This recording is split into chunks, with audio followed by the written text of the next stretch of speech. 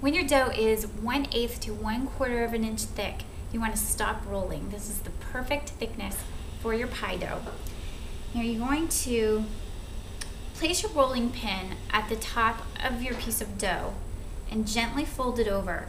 And then you're just going to kind of roll the dough toward you, almost like a roll of paper towels. And this will allow you to pick it up and bring it wherever you need to. Now hopefully your pie plate is right by your side. Then you're going to place the end of the edge that you just rolled at the beginning of your pie plate. Gently place the rolling pin on the side of your pie plate and just unroll it.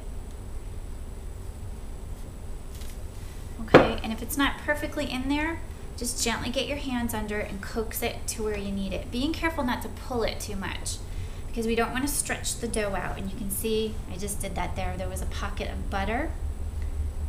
And no worries, we're just going to push it back together. So you want to gently push your dough into your pie plate. Okay, as you can see here, and you can see that there's all that wonderful marbling of dough with the butter and the flour.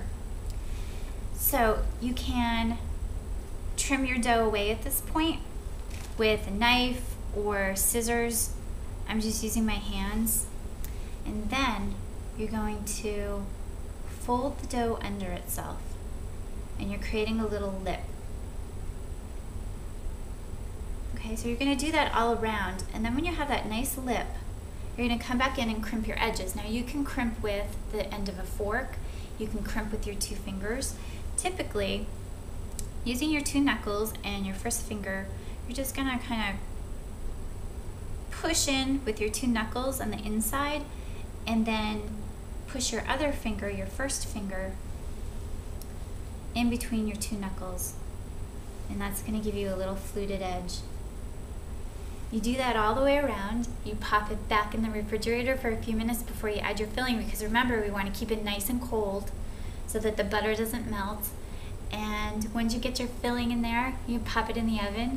Now you want to follow the directions that are on your pie recipe, but for the most part, you want to cook this at a really high temperature, because that is going to allow everything to set up quickly and for the maximum amount of steam to be released in the dough, and that steam is what's going to give you all those flakes that we want.